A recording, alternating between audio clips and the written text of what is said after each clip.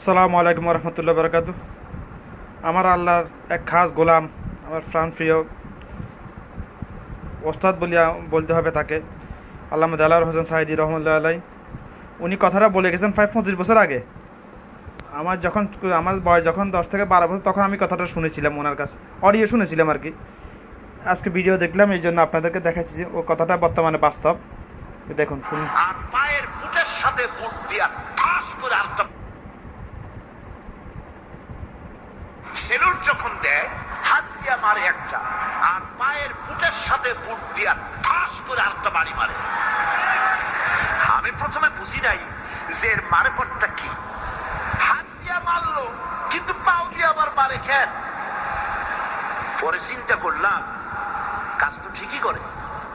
এর অর্থ হচ্ছে, মন্ত্রী সাহেব, যতদিন পর্যন্ত দেশের সংবিধান এর মর্যাদা দিয়ে দেশের স্বাধীনতা, সার্বভৌমত্ব এবং অখণ্ডতাকে ঠিক রেখে, দেশের মানচিত্রের অস্তিত্বকে বজায় রেখে, দেশের আইন এবং শৃঙ্খলার প্রতি আনুগত্য স্বীকার করে মন্ত্রিত্ব চালাবেন, ততদিন এরকম।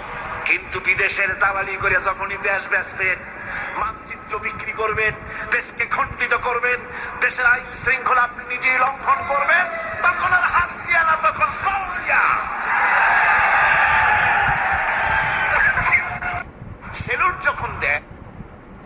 তো আশা করি এগুলো এটা বা আমার আল্লামা দেলাওয়ার হোসেন সাইদি রহমতুল্লাহ 25 বছর আগে যে কথাটা বলে গেছেন, এটার এখন প্রমাণ তো দেখতেছেন যে পুলিশরাই যাদের গোলামি করেছে, সেটেছে মাটিতে বসে কুকুরের মতো, তারাই আজকে তাদেরকে হ্যান্ডকাপ লাগিয়ে, হেলমেট লাগিয়ে, সেফটি জ্যাকেট পরিয়ে আদালতে নিয়ে যাইতেছে কুকুরের মতো।